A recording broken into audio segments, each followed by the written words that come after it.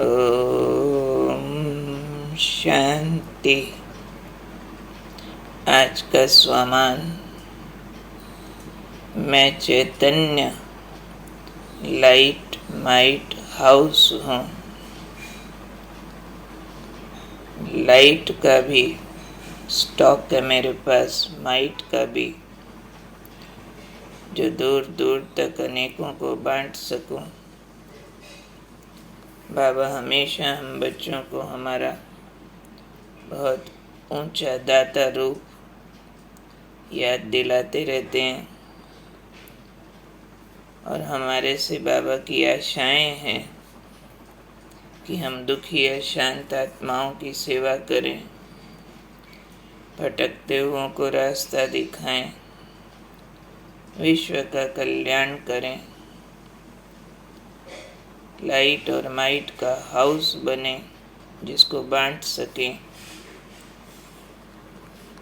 तो आज बाबा ने कहा उसके लिए 2 बातों पर ध्यान रखो, ताकि हर आत्मा को ठिकाना दे सको, भटकने से छुड़ा सको। पहला काम, हर आत्मा की चाहना को परखना, उसे चाहिए क्या। जैसे योगी डॉक्टर होता है ना, नब्ज को परखता है, इसको कौन सी बीमारी है। ऐसे बाबा ने आज कहा, परखने की शक्ति यूज करो कि सामने वाला मोह के अधीन है कि काम विकार के अधीन है, कि कोई चाहना इसके अंदर अटक गई है, इसको शांति देनी है कि शक्ति देनी है। अभी इसको प्रेम की ज़रूरत है या ज्ञान के डोज की ज़रूरत है। इसको बैठ कर के ज्ञान सुनाओ या फिर पालना स्वरूप होके इसका स्वमान बढ़ाऊं, तो परखना है। तो इसलिए बाबा ने कहा, पहली बात, अंदर परखने की शक्ति को यूज़ करो। हर आत्मा की नब्ज समझो, उसको चाहिए क्या। दूसरा, अब चाहिए के बाद है देना, तो जो उसको चाहिए वो मैंने देना है। तो इसलिए अपने पास सर्व खजानों का अनुभव कायम रखो, क्योंकि हमने अनुभवों से देना है ना। नॉलेज के बाद भी अनुभूतियाँ चाहिए कि एक तो समझ आ जाए इस आत्मा को ये चाहिए, फिर सब तरह के अनुभव अपने पास जमा किए हुए हों। तो बाबा ने आई समझाया कि बच्चे, इसके लिए लक्ष्य रखो कि सिर्फ सुनाना नहीं है, लेकिन सब संबंधों का और शक्तियों का अनुभव कराना है। तो ये अनुभवों की बाजी है, इसके द्वारा हम सर्व प्रकार के कर्तव्यों को सिद्ध कर सकते हैं। तो हमारा काम है भटकती हुई आत्माओं को यथार्थ मंजिल दिखाना, और उसके लिए खुद को लाइट हाउस माइट हाउस बनाना।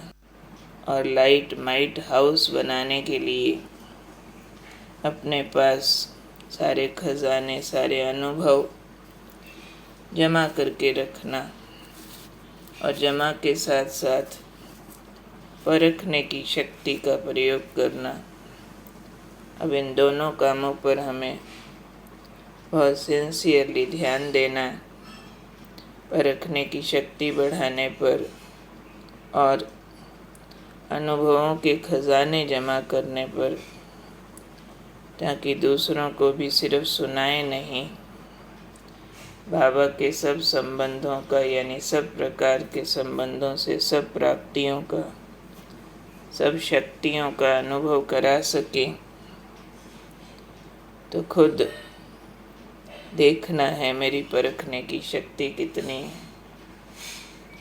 जिस आत्मा को जैसा हम समझते हैं लेटर ऑन वो वैसे ही निकलती है या उसमें कुछ चेंज होता है। तो अपनी परख शक्ति को भी परखना पड़ेगा ना, कितने पानी में। ऐसा तो नहीं बार बार धोखा खाते रहते कि समझा कुछ और था निकला कुछ और। भाई धोखे की दुनिया है, भाई दो रूपों की दुनिया है, डिप्लोमेसी है। ऐसे लौकिक लोगों की तरह हम भी लैंग्वेज तो नहीं यूज़ करते रहते, बार बार धोखा खाएं नहीं। परखने की शक्ति बढ़ाने के लिए अपने को न्यूट्रल गियर में रखना पड़ता है। मन को सामने वाले के गुण अवगुण दोनों प्रभावों से मुक्त साइलेंस की स्टेट पर ज़्यादा रहे, इसका अवगुण प्रभावित करता रहे, फिर गुण के प्रभाव में आते रहे, तो परखने की शक्ति ठीक काम नहीं करती है। खुद अपने आराम सुविधाएं और चॉइसेस, इसका वेटेज अगर ज़्यादा है तो भी परखने की शक्ति काम नहीं करती है। ब्लेम देने की आदत है तो भी नहीं काम करती है। साक्षी दृष्टा चाहिए, नॉन जजमेंटल साइलेंस। बार बार बाबा को हर काम सौंपने वाले और हर सीन को कल्याण समझने वालों की परख शक्ति बढ़ जाती है। तो हमें अपनी परख शक्ति बढ़ाने का काम करना और फिर देखना है कि आत्मा के मूल गुणों को खजाना बनाया।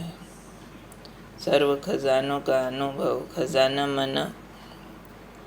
मेरे पास इतनी शांति है कि कोई भी अशांति आए फर्क नहीं पड़ता। इतना अंदर का प्रेम है कि नफरत नहीं आती है, तब कहेंगे खजाना जमा है। इतनी सहन शक्ति है जो दुख की फीलिंग नहीं होती है, तब कहेंगे सहन शक्ति खजाना है। शांति प्रेम का खजाना है। बाबा को सर्व संबंधों से यूज़ करते हैं, फील करते हैं, तो कहेंगे हमने संबंधों का खजाना जमा किया है। जो जितना किया है उतना नशे से दूसरों को देंगे, कभी वाइब्रेशन से, कभी जेस्चर से, कभी वाणी से, कभी व्यवहार से।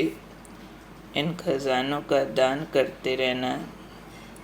इसलिए अपने ऊपर काम करना, परखने की शक्ति को बढ़ाने का, नॉन जजमेंटल साक्षी दृष्टा होके। और दूसरा, अपने गुण शक्तियों के खजाने, उनको बढ़ाने के लिए अभ्यास अभ्यास अभ्यास। तो याद रखना है, मैं हूँ चैतन्य लाइट माइट का हाउस। बस ऐसा हाउस बनो, अंदर इच्छा डीप चली जाए, जो मेरे द्वारा हर भटकने वाले को सुख शांति का, बाबा के संबंधों से यूज़ करने का ठिकाना मिल जाए। कि शांति सागर वो है, सुख सागर वो है, प्यार उधर से मिलना। आंतरिक इन अनुभूतियों में चले जाएं और सर्व संबंधों से भगवान कैसे साथ निभाता है ये दर्शन सबको कराएं। ऐसा चैतन्य लाइट माइट हाउस अपने और सबके लिए बनना है। ओके।